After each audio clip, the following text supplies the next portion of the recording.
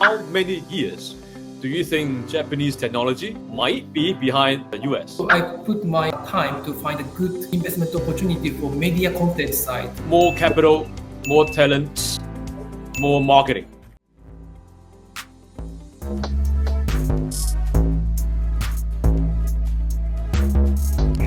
I'm very excited today to have Shin joining us from Japan, Tokyo, who is a senior director from Cool Japan Fund. Welcome, Shin. Hey, Sari. Good to see you. Good to see you. Good to meet you for a few times, and now join us on the podcast. Why don't you tell us a bit about yourself? How has your career been, and how you end up working for Cool Japan Fund? Yeah, all right. Yeah, Sari, thank you. I'm Shin Tanaka from Cool Japan Fund. I've been in Cool Japan Fund more than 10 years right now. And then before joining Cool Japan Fund, I was in Italy for my MBA. And then before that, I was a consultant in Deloitte Thomas Consulting in Tokyo for doing the M&A or strategy creation for Japanese enterprise. And I graduated from the universities in New York and Indiana University. And then before that, I studied also fashion in Tokyo. Wow, you've got an international background, cross-dimensional sector background, and now you're an investor. So how do you think your background helped you as an investor right now at the fund? Yeah, it's a quite difficult question though. Since I'm quite in about the fashion industry or retail industry, so this is quite helpful for maybe a startup point of view because, and then moreover, most of the Japanese startups don't have the many employees or even C-levels who have the overseas working experience, but also I can help that kind of point because, from my previous experience, not only for the working experience, but also the educational ones too. Excellent. So you bring the industry experience, help local companies and founders to go overseas and do their job better. So, how about Cool Japan Fund? Can you tell us a bit about what the fund's focus is and what style, AUM, and stage you are participating? Yeah, Cool Japan Fund was established nearly 10 years ago, and then our AUM is now more than 1 billion USD. And then we focus on four investment areas: fashion, lifestyle, food and service, media content, and inbound tourism for Japan. And then we try to position ourselves in the Series C or D, sort of like a growth or later phase VC. And then our ticket size is 10 million USD again. And then my last record high investment was about 60 million USD about 2 years ago for the famous marketing company in Japan, something like that. Oh, 60 million per ticket is huge. And yeah, for the one company. Yeah. Can you tell us a bit what that company is? Why? How did they get you to put 60 million in the Yeah, certainly. The company name is called Katana, which is a samurai sword in Japan, in English. And then the company is actually run by the Mr. Morioka. He's the most famous Japanese marketer in Japan and who did a huge revamp or recovery of the USJ, Universal Studio Japan. And then he decided to found own company to do his father dreams. And then one of his dreams is he will try to open the a big entertainment park in Okinawa next summer. And he asked us to do the kind of anchor investor for the project. And then we just did it. I got it. And how do you consider, or what criteria do you look at before you would consider investing in a company of this growth stage? Since we company name is Cool Japan Fund, so we definitely always take into consideration if the investment is Cool Japan or not. And of course, that's a very unique aspect of investment criteria for Cool Japan Fund. So we see more governmental policies that I mentioned, but also financial return as well. So if we see the good balance for the investment policy fits, and then financial returns also fit, we basically go for our investment. I see. So Cool Japan Fund, the cool part means what? Can you elaborate a bit more? How yes. Cool? Yeah. We need to consider it cool. Yeah, simplest one is if we consider the startup's product is simply cool, which is consists of like a high value or higher price or artisan spirits from the made in Japan. But the other way is if some non-Japanese companies or Japanese companies can support Japanese companies' overseas expansion, we also put our Cool Japan there. We see more and try to be more flexible. Okay, cool. You only do inbound product, or also you do outbound products as well? Generally, we focus on only from Japan to the outside of the Japan, except for people. As I mentioned, one of our investment pillar is inbound tourism for Japan. In such a case, we we can also invest in the non-Japanese companies or Japanese companies which can send more tourists or business people to come to Japan. Okay. So both ways. Price-wise, from Japan to the outside of Japan. I see. And do you do only B2C or do you also consider B2B business as well? Yeah, thank you. B2C and the B2B as well. So we can do both. Okay, cool.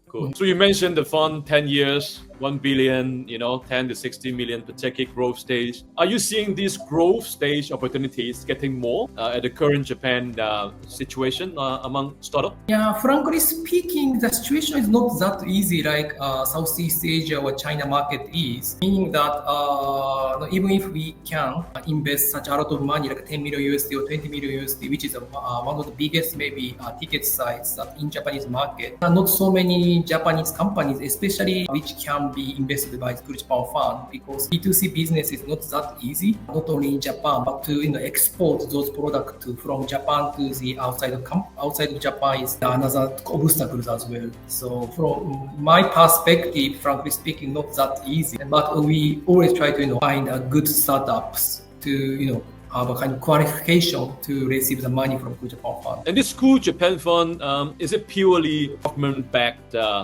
venture fund? Now, 95% of the money we have is from the Japanese government. Rest of them from the Japanese tier 1 companies, which basically put some like a policy or some trust for our direction 10 years ago. Oh, I see. How many portfolio companies do you have now in total? In total, I think we've invested in, more about 60 to 70 companies. Oh, okay. And already, yes, 20 to 30 out of 70 we exit. And what's the exit options typically? Typically, exit scenarios IPO and then M&A. But recently, M&A becomes more popular, even in Japan. I mean, are they mostly listed in Japan, M&A in Japan, or are they trying to get overseas as well?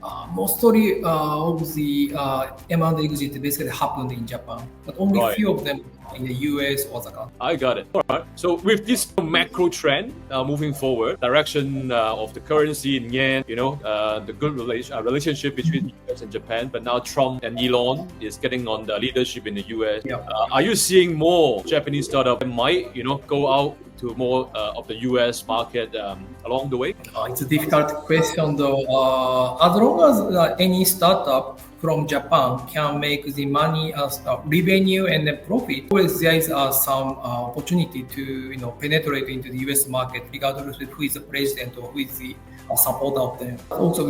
I expect Japanese startups can do that. What about taking a step back on technology-wise? What kind of technology-driven company or AI-driven company do you see more now in Japan, for example? Obviously, if the startups are backed by any AI technologies, many VCs, even including Creat Japan Fund, would like to take into consideration investment to them. Any particular domain that you see increasingly more or increasingly having a stronger edge coming from Japan with AI? A difficult question, actually. More maybe marketing. Marketing. Also, Okay.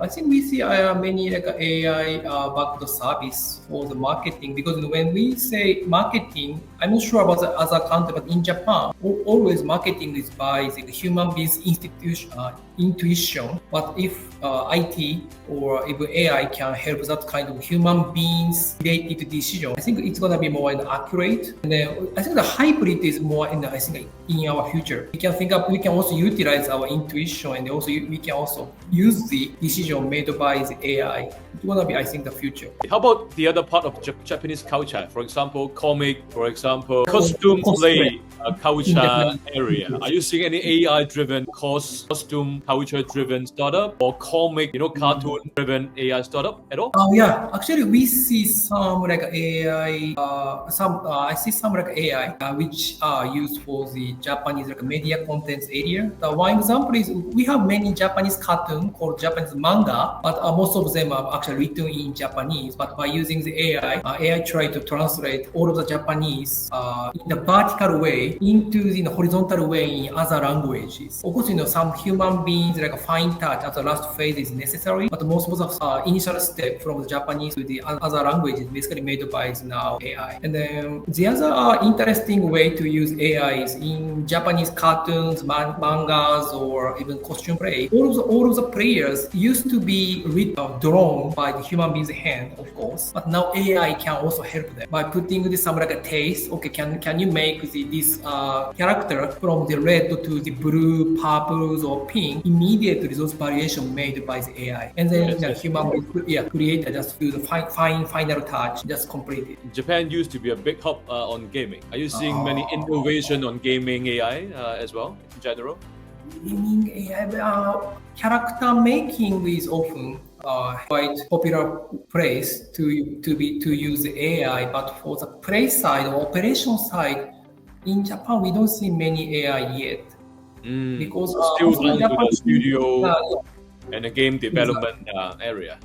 And I think the important thing is if we can create the very famous games like Fortnite or those kind of stuff from Japan, I think the opportunity to use AI for gaming industry becomes higher. But unfortunately, now we are a bit behind of the especially US game companies.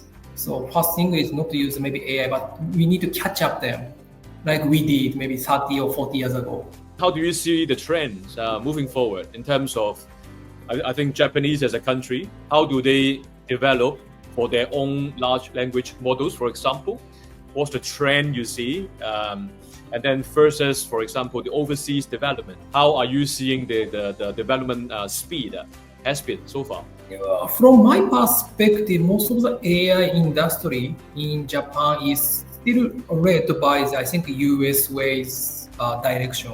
Meaning that whenever we see new product in US, many Japanese engineers, I think, try to follow them. So we are still, I think, unfortunately, follower in the, I think, AI industry. How many years do you think Japanese technology might be behind the US? How many years? It's recently a lot. I would say at least 10 years. Oh, at least 10 years. Oh, yes. Okay. Why would you say that? What example, evident deal flow that you saw that helped you with that idea? This comes from my personal feeling, though. I don't see any IT technology, including AI, that is made by Japanese company or Japanese individuals. Rather, what we see as the latest technology or AI is everything, I think, made in US or made in other country, not from Japan.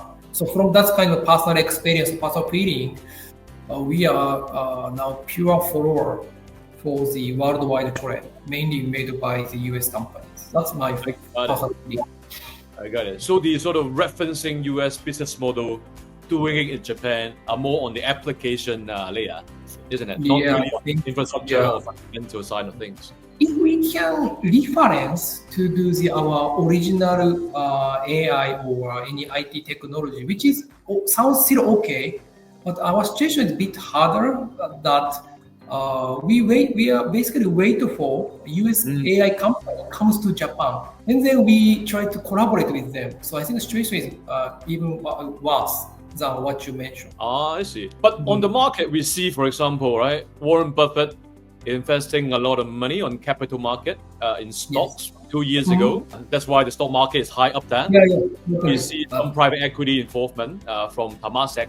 Let's say they bought some fund, work with SBI, in the venture side of things. Are you seeing the current government of Japan are pushing this innovation, venture investment, ecosystem building much faster from 5-10 years ago? That I would say yes, definitely. Especially Japanese government and then Japanese Tokyo metropolitan government put a lot of effort. So in that sense, I think the startup ecosystem is very well developed, and I'm pretty always happy to have more foreign startups to come to Japan. Are you seeing more though, or are you seeing the status quo still remains the same from both capital or startup side coming from overseas or going overseas from Japan? Are you seeing faster speed, or are you seeing just a lot of talking, a lot of media, a lot of policy, but yet materialize? I would say policy is well developed already, but everybody, whenever I talk to any, for example, Asians, including Chinese, Koreans, or Southeast Asians, whenever I say, why don't you come to Japan for startup? Because Japan is cheap and the Japanese education system is good for your family, children. But they said, oh, I don't think so because Japan is one of the most expensive country to live in. But that's something we need to change immediately because once again, because of the thanks to the very strong depreciation for Japanese yen, and then seriously, if you come to Japan, you will realize that this to live in Japan is quite easy and it's safe too. Not only for the startup entrepreneurs, but also for their employees and employees' family too. That's very true. As my own, coming from a background, Hong Kong, China, but literally spent a lot of time in London. So coming to Japan, me is like a big, plus or positive factor, isn't it? And then we know the yen situation for business and for investing. We've got also very good positive leverage as well. So I suppose there's more on the marketing side for the country. That's an important thing. Yeah, and then the other difficulty is, I study abroad quite a lot in US and Europe, but for the recent young generations, to study abroad is very difficult, once again, because of the very weak Japanese yen. But also, Japanese salary couldn't follow the increased rate of the US or UK educational fee. In that, my age, in my time in 2000, early 2000, at the time, my parents could afford to pay my tuition. But in our generation, I think not so many parents can afford such a super high tuitions from Japanese salary wise. True. But would you say yen, because yen's direction is relatively passive from the country's point of view, Yes. and that plus the culture and plus potentially even the language. Do you see that as like a bottleneck or barrier to get more innovation from the world? I don't see any obstacles about the innovation, but simply we need a little bit time to catch up the worldwide speed, and then we need to be more optimistic about what we try to innovate. Because in Japan, maybe compared with other countries, Japanese people are quite not as patient as they were thought from the other countries' people. Meaning that if I say, okay, I will do some entrepreneurship, other people, can you succeed next year or in 2 years? That never happens. So we basically recognize ourselves as a patient citizens, but we are not for the business side at all. We cannot wait for the not seeing success with deep patience. So we need more of this culture of taking the time, taking the risk for the longer term goods of the country in general. And then the other way to say that is also we need some spirit to cultivate Japanese startups by ourselves. In Cool Japan Fund, we see many startups and asking Cool Japan Fund if we can invest in that startup for studying going abroad. But whenever I ask them why, because why they need our money to go abroad, but they said, sorry Shin, I cannot make money in this country because no one believes us. But the problem is, most of the US companies, successful startups for the last 20 years basically made enough revenue and profit base in US. And then when they become a national champion in US, they decided to go out of US. That's definitely we should follow. But in this case, of course, US companies are supported by the government and many previous entrepreneurship or the old industries too. But in Japan, we don't have enough that kind of backup or entire backup from the industrial side or governmental side. But as an investor, there's always an argument for a startup from day one. Really focus on one country, Japan, for example. Enough number one before I think about country number two. Or in the AI era, we've got all the tools in the world. Then we use it, and then from day one, we go to the world. Which camp do you think makes sense for the current Japanese macro situation as an investor? I would say, of course, any Japanese companies who don't think about Japan as a mother market, rather they think about the market as an entire planet. That's beautiful. So if there is such a Japanese startup, I really don't want to disagree about their policy. But on the other hand, we Japan is still number 3 GDP company in the world. So in my idea is always, why don't you leverage the size of our or richness of Japan so that like US startups can actually can do for themselves for the last 10 to 20 years. If we are very small countries in Asia or wherever, since we are still number 3 country in this planet, we can leverage our population and our high GDP per capita. And our country is still small, the single language. That's a very good point. It's good and bad. Japan, number 3 GDP, huge internal economy and demand, huge culture of family enterprise business, and the culture and the language is very inclusive as well. Many startups, when they grew big, they decided to go IPO in Japan. And then to my understanding, when you get to $100 million, you can easily go listed in Japan before you think about going global. Is this something you also echo the bottleneck for them, or are you seeing the shift of the stock market already changing? How is the landscape going for exit? Landscape is exactly what you mentioned, saying that most of the startups go public around like $100 million revenue size, which I think too small for thinking about the startup investment in Japan.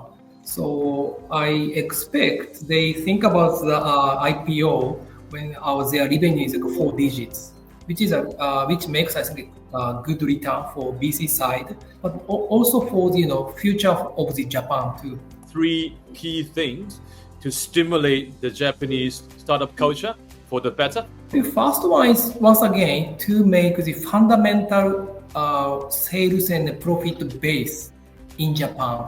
And then the second one is by utilizing that kind of very strong revenue or profit return in Japan, the company should hire more international employees in Japan, and they can send those employees to the other countries to make the own penetration to the certain country, or maybe to make the JVs or another way.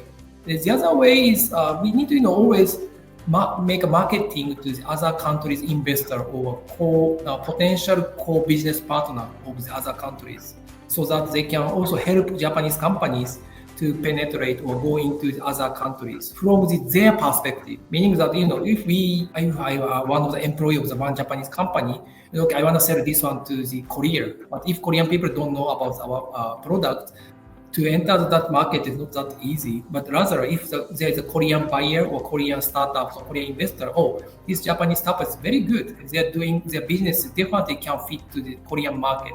We should create this kind of fitting time for the investor side or business side of any targeting countries. But making that kind of point, my idea is always to have the enough size of the company in terms of the number of the employees or number of the revenues. Okay, excellent. So more capital, more talent, more marketing.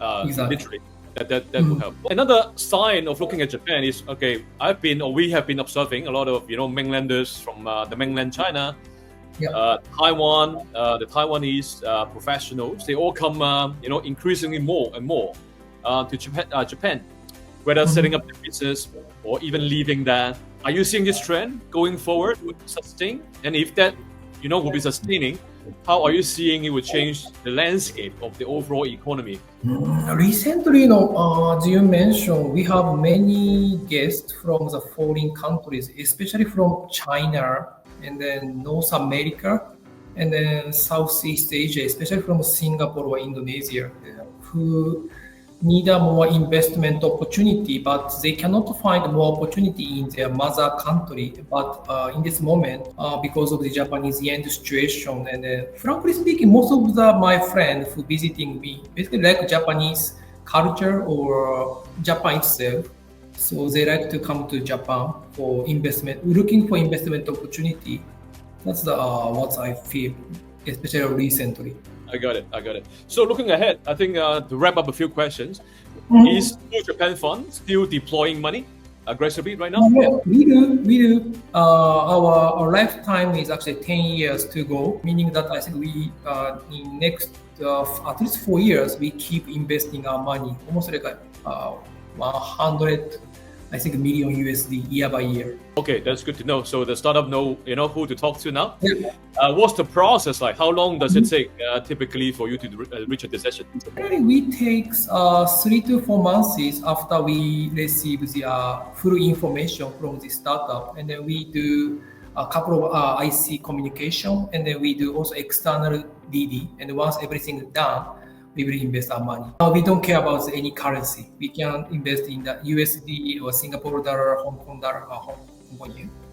Okay, Hong that's Kong. perfect. And any one particular sector that you look at it aggressively right now, that you want everyone to talk to you? Always what I'm very in is like a fashion or retail industry, but at the same time also I put my time to find a good investment opportunity for media content side, which means if we invest Cool Japan Fund money to the startup can sell Japanese media content worldwide, or that startup can help Japanese media contents companies to go abroad.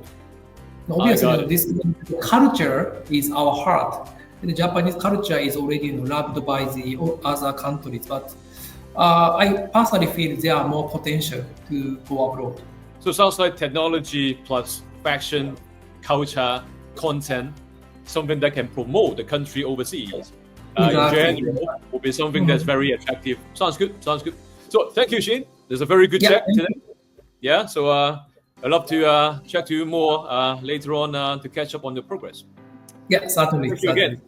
Yeah, thank you. Cheers.